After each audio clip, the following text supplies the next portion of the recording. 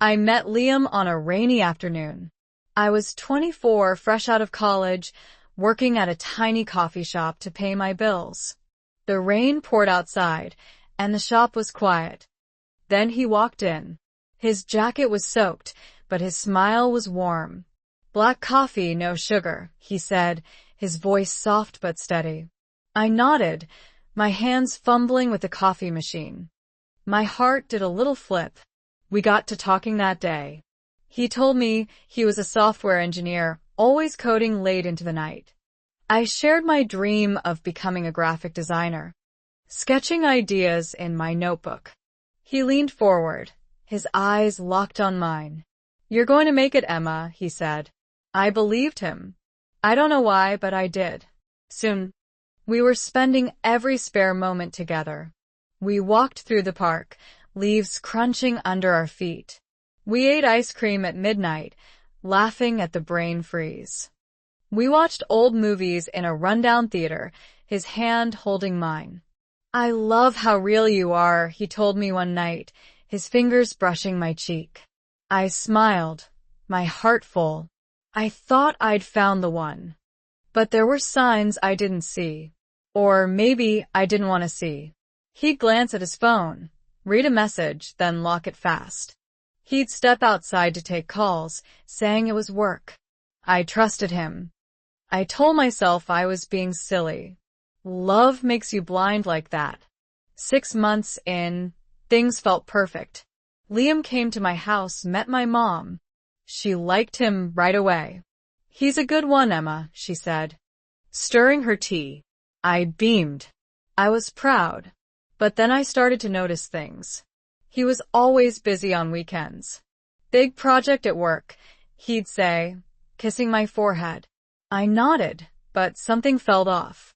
One evening, I caught him smiling at his phone, typing quickly. "Who's that?" I asked, forcing a laugh. "Just a colleague," he said, but he didn't look at me. His eyes stayed on the screen. I hated what I did next. I started snooping. When he was in the shower, I glanced at his phone. Nothing. Just boring work emails. But the uneasy feeling wouldn't leave. It sat in my chest, heavy, like a stone.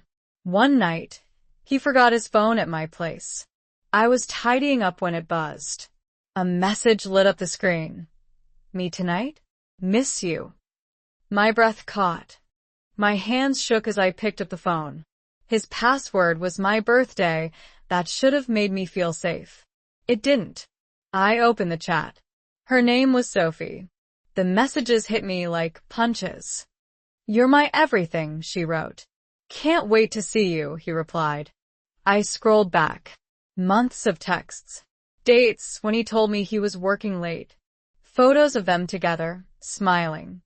My knees gave out. I sank onto the couch, the phone still in my hand. When Liam came back the next morning, I was waiting. I held up his phone. "Who's Sophie?" My voice shook. His face went pale. "Emma, it's not what you think," he said, stepping toward me. I backed away. "Explain," I said, my throat tight. He sat down, rubbing his face. "Sophie's a friend. We got close. I didn't mean for it to happen." His words felt like glass, sharp and cold. "Didn't mean for what?" I asked. He looked at the floor. "We kissed. Once." Once. That word burned. I wanted to scream, to throw something, but I just stood there, numb. "Get out," I whispered. He grabbed his phone and left. The door clicked shut and I was alone. The days after were a haze. I didn't eat. I didn't sleep. I lay in bed, staring at the ceiling, replaying every moment with Liam. Every laugh, every kiss. Was it all a lie? Was I not enough? The questions tore me apart. My best friend, Mia, tried to help. "He's a jerk, Emma," she said, hugging me. "You're worth so much more." But her words bounced off me. I felt hollow. I stopped going to the coffee shop. My sketchbook sat untouched, gathering dust. One night, I called Liam. I don't know what I wanted. Answers, maybe. Why her? I asked, my voice small. He was quiet for a long time. I don't know, he said finally. I'm sorry. Sorry wasn't enough. I hung up, tears streaming down my face. I caught my reflection in the mirror. Red eyes, messy hair. I didn't know this person. Who is she? Where was the girl who used to laugh, who dreamed of big things? She was gone, and I didn't know how to find her. Weeks turned into months, and the sadness hardened into anger. I hated Liam. I hated Sophie. I hated myself for being so stupid. I deleted his photos, his messages, his number. But the anger stayed, like poison in my veins. One day I saw them. Liam and Sophie at the mall. They were laughing, holding hands.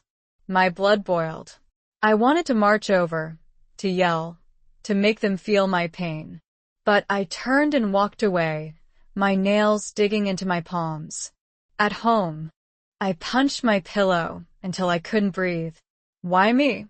I shouted into the empty room. The anger was consuming me. I knew I had to let it go, but it felt like letting go meant letting them win. Then one morning something shifted. I was cleaning my room when I found an old sketchbook. I flipped through it. Pages of bright colors, bold lines, ideas I'd poured my heart into before Liam. I traced the drawings with my finger, remembering the girl who made them. She was still in there somewhere. I picked up a pencil and started sketching. Just a flower at first, then a sunset. Each line felt like a small victory. I posted my drawings online, nervous but hopeful. People liked them. Strangers left comments. "This is amazing," one wrote. "You're so talented." I smiled. It had been so long since I'd smiled. That's when I realized something. Liam's betrayal wasn't about me. It was about him, his choices, his flaws. I didn't have to carry his mistakes. I could let them go. Months later, I ran into Liam at a cafe. He was alone, sipping coffee. He looked tired, like life had worn him down. "Can we talk?" he asked. I hesitated, then sat across from him. "I messed up," he said, his voice low. "I hurt you, and I hate myself for it." I waited for the anger to flare, but it didn't. I just felt calm. "Why are you telling me this?" I asked. "I just needed you to know I'm sorry," he said, his eyes meeting mine. I studied him. He wasn't the man I'd loved. He was just a person, flawed and human, like me. "I forgive you," I said. The words surprised me, but they felt right. I wasn't forgiving him for his sake. I was doing it for mine. I stood up and walked away. My heart lighter than it had been in a year. Time passed and I changed. I started a small design business, turning my sketches into logos and posters. I laughed with Mia again, loud and free. I even went on a date. It didn't go anywhere, but I was okay with that. I was okay with me. One night, I sat by my window, sketching under the stars. I drew a woman standing tall, her heart glowing. "This is for you," I wrote beneath it. "To new beginnings." I wasn't afraid anymore. Not of love, not of pain, not of myself. I started a YouTube channel to share my story. I told it in pieces, the love, the betrayal, the healing. People watched. They left comments. "This helped me," one wrote. "I don't feel so alone." My pain became a bridge to others. On TikTok, I posted short clips. One where I said, "You're enough," spread like wildfire. I cried reading the replies. My story was theirs, too. Now I'm 26. I'm not perfect, but I'm whole. I think about Liam sometimes, not with anger, but with a strange gratitude. His betrayal broke me, but it also built me. I found myself because of it. I don't hate Sophie anymore, either. I hope she's okay. I hope Liam is too. But they're not my story. I am. I look at my latest sketch, a woman with wings soaring. That's who I've become. I'm not just surviving. I'm living. Hey, you. Thanks for listening to my story. Have you ever had to forgive someone who hurt you? Or maybe you're still finding your way through the pain. Drop a comment below. I'd love to hear your thoughts. And if this story touched you, hit that like button and subscribe for more.